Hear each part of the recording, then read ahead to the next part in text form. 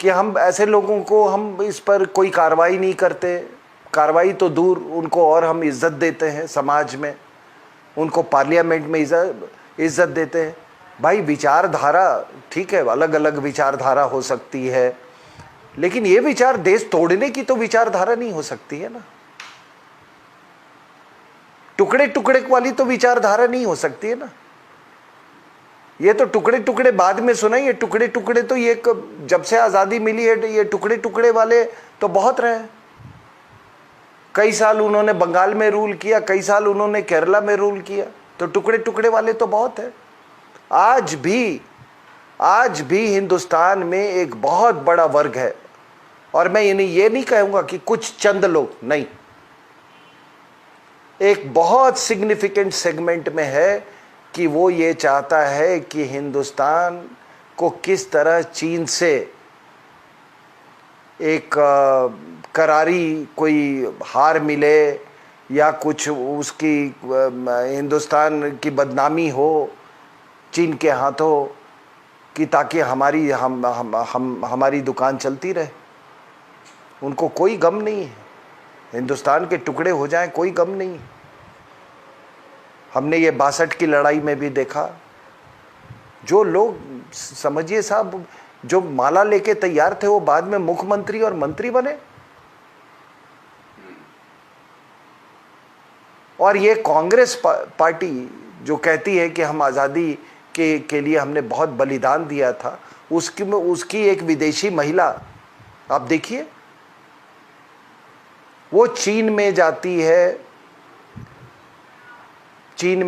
है वो 2008 का आप देख रहे हैं वो कि 2008 में वो जाके उनसे वो सीक्रेट एग्रीमेंट साइन करती है। और वो दृश्य देखिए कि सुपुत्र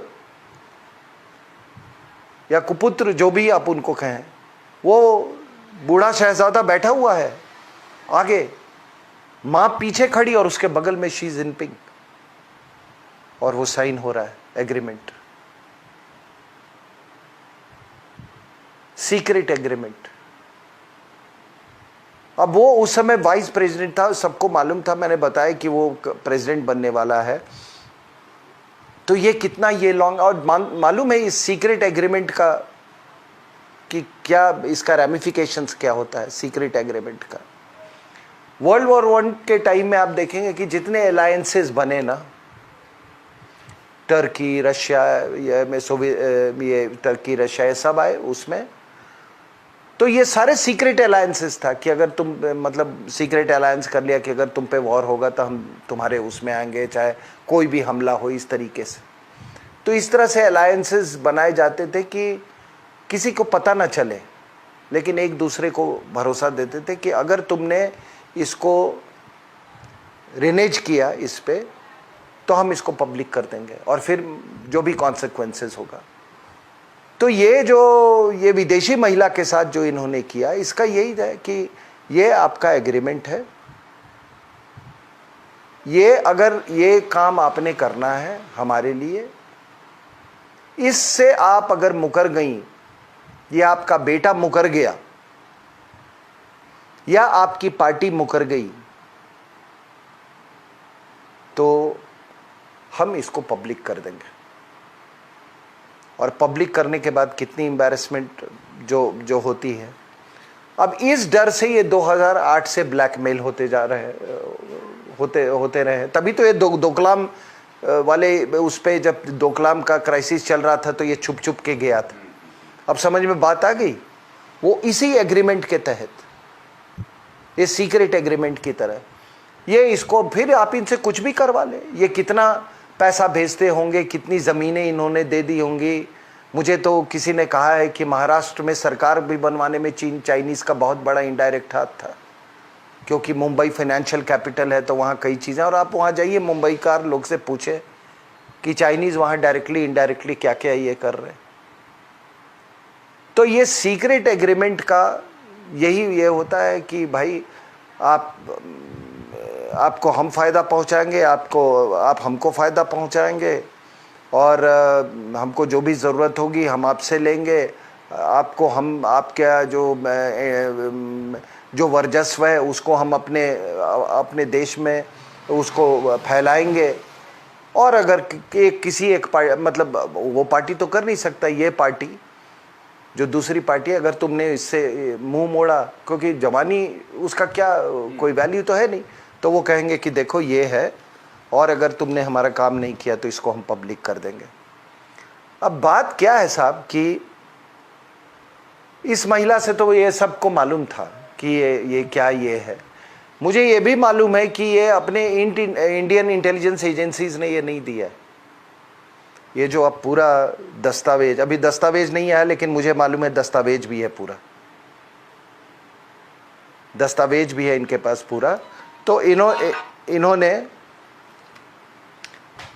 वो जो फोटो जो है वो कोई विदेशी इंटेलिजेंस एजेंसी से आया है, और ये जान लीजिए कि ये दो धारी तलवार है। जब यहाँ से बहुत सारे चाइनीज़ यूरोप जाने लगे और काम करने लगे और बिजनेस फैलने लगा और वो लोगों का कांटेक्ट बढ़ने लगा, तो उन्होंने भी कुछ लोगों को रिक्रूट किया होगा, इन्होंने भी कुछ चाइनीज़ को रिक्रूट किया होगा। ये तो चलता रहता है इंटेलिजेंस में।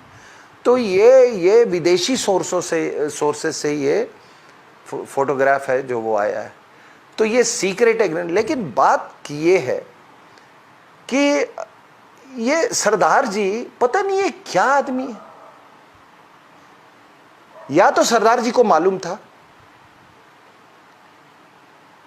कि विदेशी महिला ने ऐसा किया है, तो अगर तो सरदार जी को भी तिहाड़ जाना चाहिए। ऐसा तो है नहीं, मतलब ये कोई कानून है नहीं कि आप पढ़ाई में बहुत अच्छे थे और आपने पढ़ाया, तो इसका मतलब ये नहीं कि आप देशद्रोही नहीं हो सकते हैं। आप ये तो कहीं पे कानून नहीं, और ये भी कहीं नहीं लिखा हुआ है क्योंकि आपकी आवाज़ नहीं निकलती या कम निकलती है तो आप क्रिमिनल नहीं हो सकते हैं। तो अगर सरदार जी को ये क्लैरिफाई करना होगा कि एज प्राइम मिनिस्टर क्या इसके बारे में उनको मालूम था। अगर मालूम था तो उन पर सेडिशन का चार्ज लगना चाहिए, और अगर नहीं मालूम था तो उन्हें कांग्रेस पार्टी को छोड़ना चाहिए। ओली और सरदार जी में कोई फर्क नहीं, आपको मैं बता रहा हूं। ओली भी एक चुना हुआ प्रधानमंत्री है, सरदार जी भी एक सेलेक्टेड मतलब चुनाव वाला नहीं, चुना हुआ। ये भी चुनाव वाला नहीं, चुना हुआ। तो दोनों एक ही सोर्स से ब्लैकमेल हो रहे हैं। और सबसे बड़ी चीज है कि ये तो पहले भी होता था कि पहले जो प्रधानमंत्री थी तो दो बेटे जब थे उनके, तो सबको मालूम है कि एक केजीबी और सीआईए दोनों का इनरोड्स था उसमें। एक भाई एक जहाज के लिए बैटिंग करता था, दूसरा भाई दूसरे जहाज। वो उस समय हम लोग बहुत वल्नरेबल था। उसी वल्नरेबल पीरियड में तो हमने वो सोवियत यूनियन के कहने पे ये वर्ड सेक्युलर और सोशलिस्ट डाला, ठीक है ना। एलन मिश्रा को क्यों, वो बड़ा अच्छा सा वो था कि कहीं कोई फिट नहीं आता ना, किसी का मर्डर हो जाए, कहीं हो जाए, पुरलिया आर्म्स रहो तो आनंद मार्गी का नाम लगा दो। एलन मिश्रा मारा गया तो उसको आनंद मारेगा। और सबको ही मालूम है कि पैसे का लेन देन कहाँ से होता था और उनका क्या रोल था इसमें, सोवियत यूनियन और इसके बीच में। उड़वा दिया बम से। तो सबसे बड़ी बात है कि इसमें ये महिला का तो सबको ही जानता था, ये सबको अब किसी की अब क्या करें। इस देश में मतलब जो आत्मसम्मान जो है लोगों में, उसके बारे में मैं कुछ नहीं कह सकता। बड़े वकील देखो, अपने आप को बड़े वकील कहते हैं। इस विदेशी महिला के आगे कैसे इन्होंने पूरा देश को इन्होंने दांव पे चढ़ा दिया। उनको नहीं समझ में आ रहा ये सीक्रेट डील क्या होता है। मैं नेपाल पे जब किताब लिखा था तो मैं आपको बता रहा हूं, मैं बहुत लोगों से मिला था, अक्रॉस द, मैं माओवादियों से भी मिला था, सबसे, कांग्रेसी लीडर सबसे मिला था मैं, क्योंकि मुझे पूरा एक फील लेना था। वो किताब जो मैंने लिखी है, वो किताब केवल मेरे अपने जो मैंने ऑब्जर्व किया उसके ऊपर लिखी हुई है वो किताब। तो मैं जब आया तो जब मैंने centre for land warfare studies में मैंने जब वो अपना पूरा मैं जब टॉक दिया, तो मैंने कहा कि आप मिनिस्ट्री ऑफ एक्सटर्नल अफेयर्स से भी किसी को बुलाइए। वहाँ से डिप्टी सेक्रेटरी आया था। बाद में मैंने जॉइंट सेक्रेटरी को जाके मैंने खुद ब्रीफ किया कि ये है, मैं इन लोगों से मिला, मैं इन लोगों से, क्योंकि मैं देश हित में काम कर रहा था।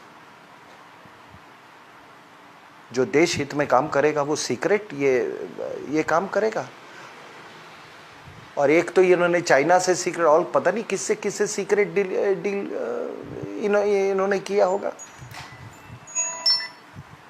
तो ये देखिए, इसका ये सीक्रेट डील का मतलब समझिए, ये क्यों होते हैं ये सीक्रेट डील।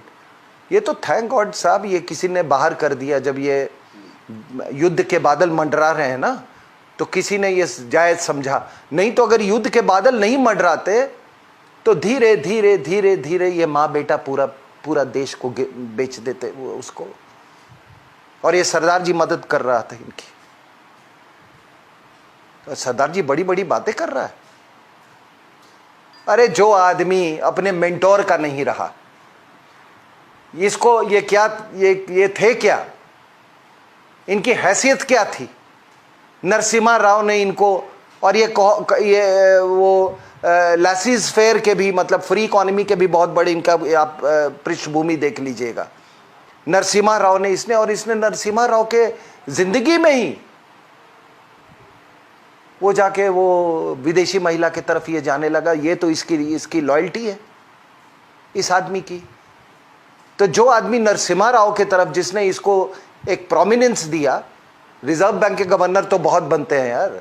हर अमेरिका का चमचा जो अच्छा इकोनॉमिस्ट होता है वर्ल्ड बैंक में जाता है, उसमें क्या है बात।